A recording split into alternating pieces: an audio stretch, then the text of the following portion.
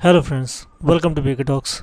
तो आज फिर मैं एक बार बहुत ही यूज़फुल वीडियो लेके आया हूँ जिसमें हम बात करेंगे अगर टायर पंक्चर हो जाता है, उसको रिप्लेस करना होता है तो हम क्या करेंगे।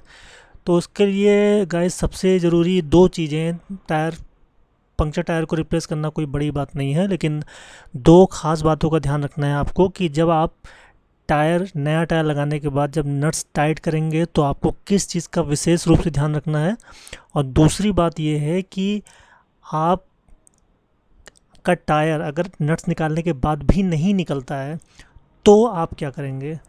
तो सबसे पहले आपको ये तीन औज़ार ज़रूरी हैं, टूल्स जो कि आपको ऑलरेडी प्रोवाइडेड होंगे कार में। तो इन तीन चीज़ों के थ्रू ही हम कार का टायर निकालेंगे और उसको रिप्लेस करेंगे।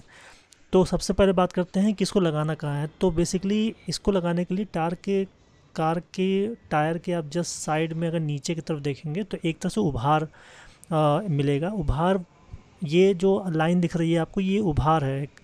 तो ये जो अप साइड निकला हुआ है ये ही आपके स्टेपनी के बीच में जो खांचा बना होगा उसमें फिट हो जाएगा, और यही फिर हम उसको ओपन करके कार को उठाएंगे।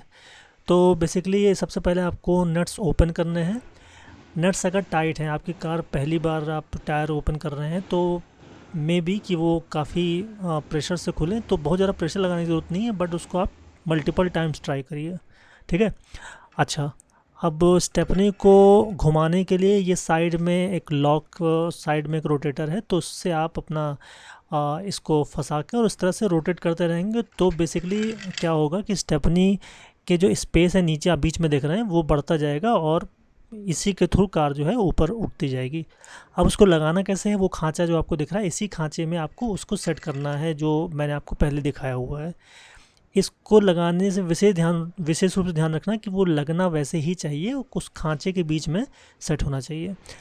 अगर कार पंक्चर है तो ये ध्यान रखिए कि उसमें हवा कम है, तो आपको उठाना इतना है कि सो दैट आपका नया टायर जो है वो भी लग जाए, क्योंकि उसमें हवा होगी, वो स्पेस लेगा। ठीक है।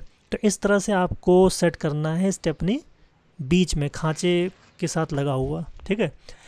तो अब आप बात यह है कि हम इसको लगाएंगे कैसे। जो टायर आप नया टायर लगाएंगे तो ध्यान रखना इस बात का कि हमेशा डायगोनल ही आपको टाइट करना है उसके नट्स। मतलब अगर आपने नीचे का किया है तो ऊपर का करिए और फिर लेफ़्ट और राइट का करिए, तो डायगोनल आपको टाइट करना है वो। तो इस तरह से आप सिंपल आराम से उसको कर लेंगे। और अगर टायर आपका लॉक रहता है, नट्स निकालने के बाद भी नहीं निकलता है, तो आपको उसको धीरे धीरे पीछे से उसको पुश करना है किसी भी टूल से अपने टायर्स को, तो वो लूज़ हो जाएगा और निकल जाएगा। Thank you for watching guys.